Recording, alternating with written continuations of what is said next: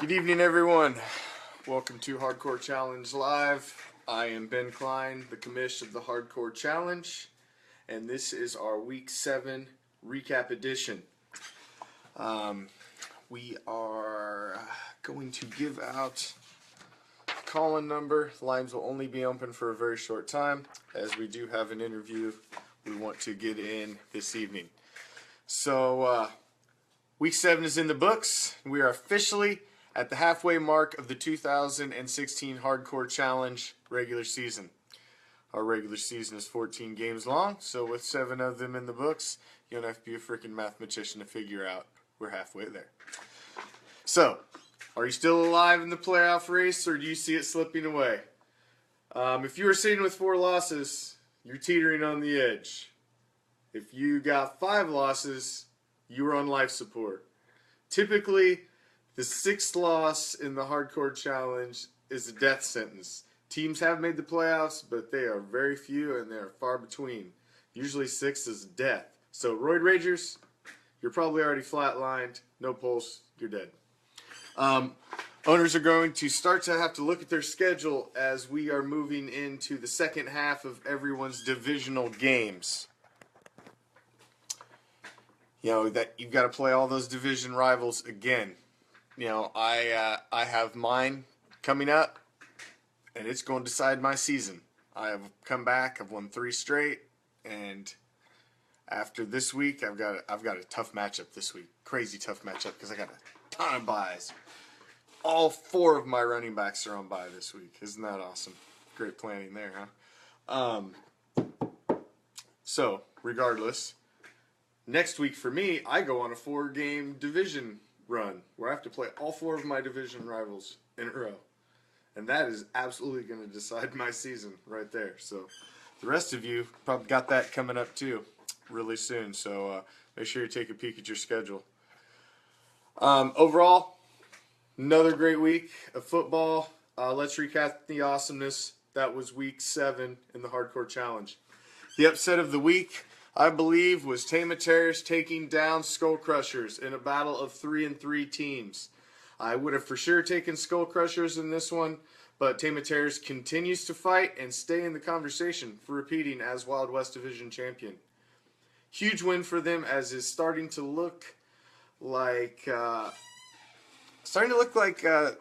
going to stay around, and it's going to be them and Stinky Pinky fighting for the division crown. The other owners are struggling to even stay in the conversation. You got King Salami, who's hanging right there, ready to fall out of the conversation, and Donkey Punch has pretty much fell out of the conversation last week after they left a whole ton of points on the bench. Again, it seems to be a regular occurrence for J-Dub. So, now, in the Elite East, we are seeing the sprinting 5-5-0 Pale Horsemen out of the gate, trip and fall on their face in back-to-back game of the weeks. They were curb stomped, but this time it was the hands of They See Me Rollin'. They See Me Rollin' put it to Pale Horsemen, who now moved to 6-1. They See Me Rollin' put up the highest point total in the league this week to take down Pale Horsemen 180-127. They See Me Rollin' took a 39-point lead on Thursday night and never looked back.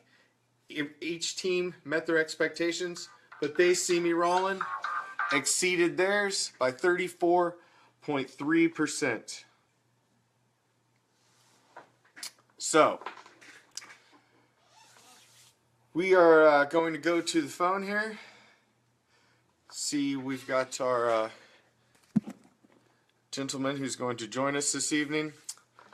We've got Tom Mandic, who is owner of I'm Thinkin RBs. Not only is he the owner of I'm Thinkin RBs, he is also our league vice president.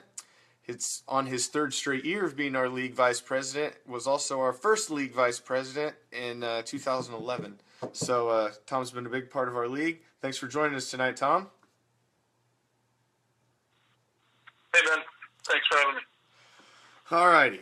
So let's start with the most obvious.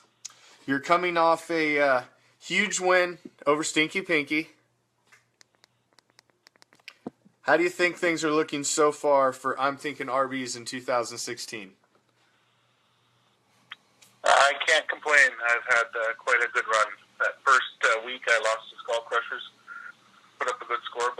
didn't quite make it. After that, I've kind of just been on a tear, and can't complain. Team's overall healthy. A few little injuries, but nothing major. Yeah, you're looking solid. 6 straight. So after this week's win, you now sit a solid 2-game lead over the whole division.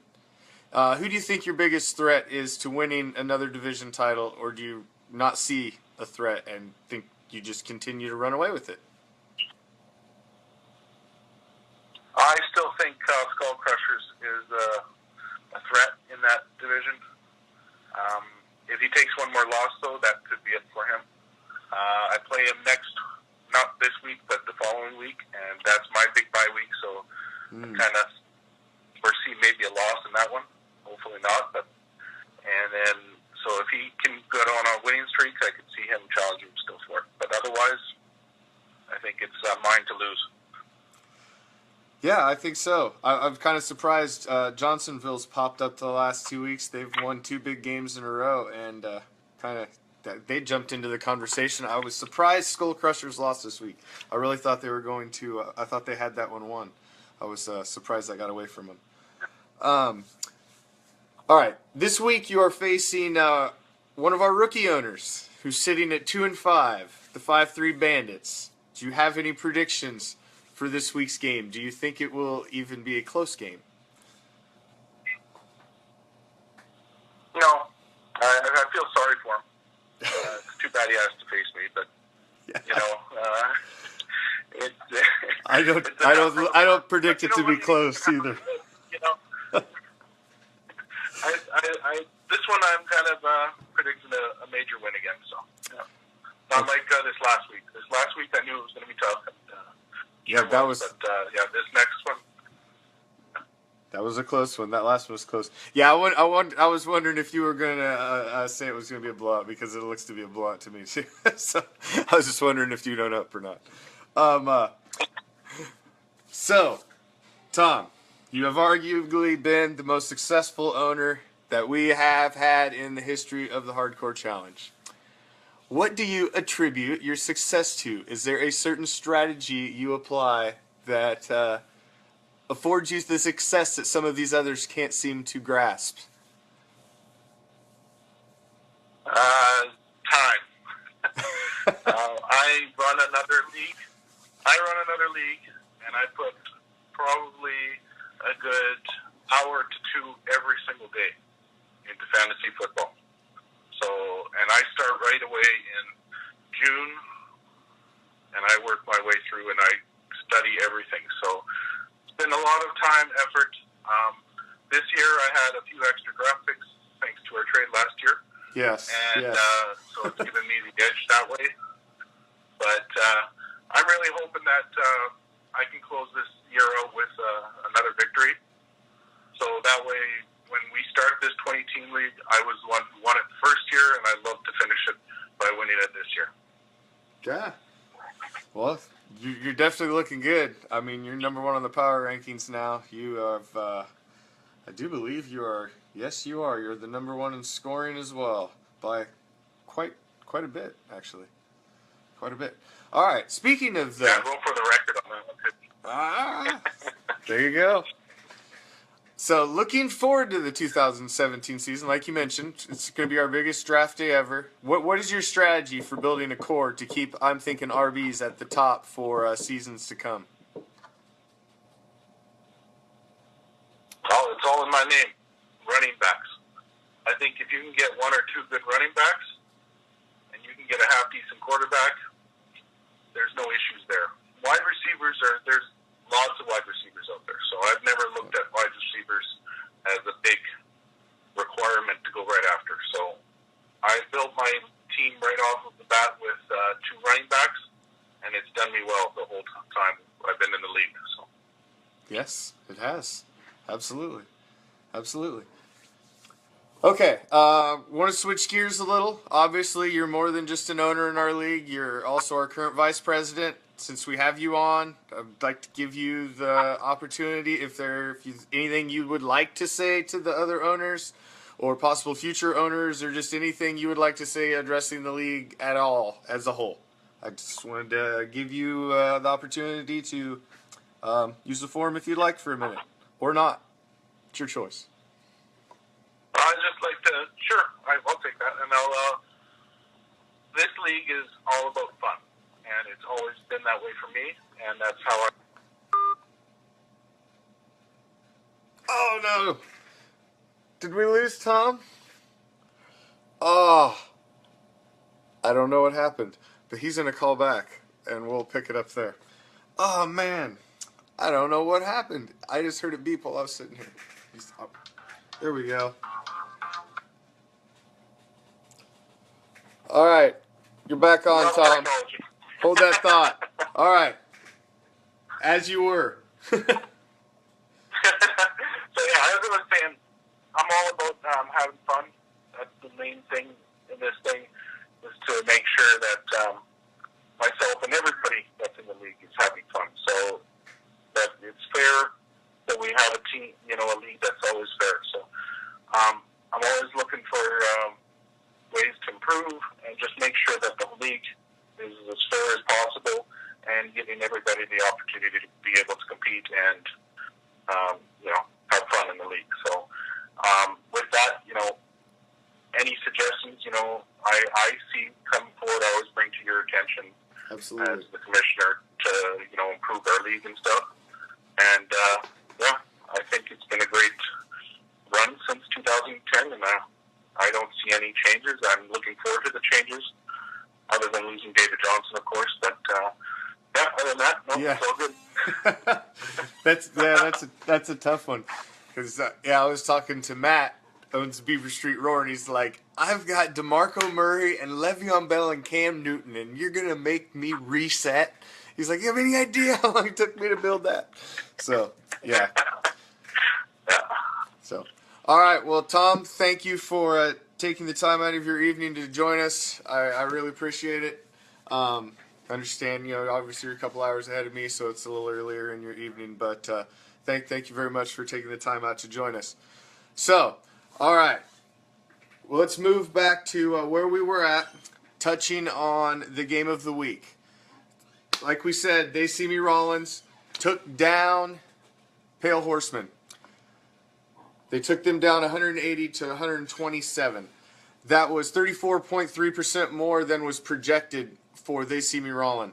They See Me Rollins now moves to 6-1, moves into second place on the power rankings, as Pale Horsemen, now 5-2, drops to third on the power rankings.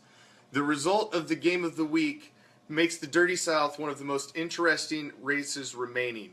You have They See Me Rollin, who's looking strong at 6-1, with Beaver Street Roar breathing down their neck at 5-2 on a 5-game winning streak, sitting right behind them. You also have Renegade Misfits and Des Caught It with winning records at 4-3, with Renegade Misfits having won 2 straight. Even the last place, yours truly, Big Mac Attack, is 3-4 and has won 3 straight. And we are not out of the conversation yet. I've moved up 9 spaces in the power rankings this week. I am ranked 10th. I was ranked 19th last week. Thank you.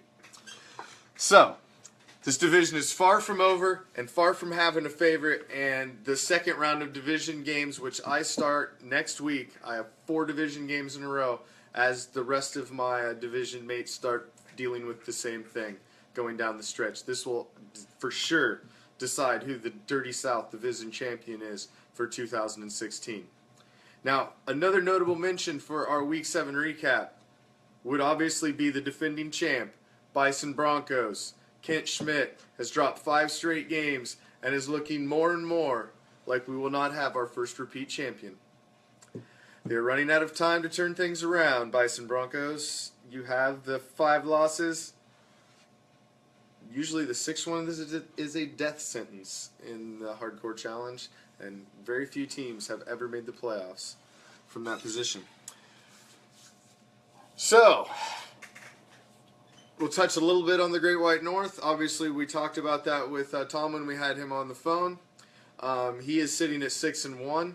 He's taken a solid 2-game lead over Johnsonville Brats, who has surprisingly won 2 and moved up into second in that division. Skull Crushers has dropped to 3-4, with 2 losses in a row. The team that I predicted to win the Great White North, I really thought there was going to be a change of power, but it does not look to be that way, as Tom leads the league in scoring. He's on a record-setting pace in scoring, and he's sitting at 6-1, has won 6 straight since dropping the first game of the season. So, impressive. Impressive. Nice work, Tom. So, I think that's it for tonight. Like I said, I want to thank Tom again for taking time out of his evening and dealing with the technical issues that we had with international calling and getting that done. I thought it was nice to get some insight into one of the great fantasy football minds in our league. I mean, success and stats don't lie. Tom has been the most successful owner in our league. The only one that you could possibly give that dispute to would be Aussie Assassins, who has made 3 Super Bowl appearances. They've both only won 1. But as far as regular season and everything else, Tom is beating him out on that as far as playoff appearances, division titles, everything but Super Bowl appearances that Brad has the edge in. So, that being said, make sure you tune in tomorrow when we will break down and unveil Hardcore Challenge Games Week 8, Game of the Week. Draft deadline, or trade deadline, almost here. It's November 11th. Make sure you get your stuff ready, guys. Hey, Stinky Pinky, I see it's your birthday today. Happy birthday. Maybe the Bears will win for you this week. I think Jay Cutler's coming back. Week 8 is here. You ready for the challenge? Good luck. Game on.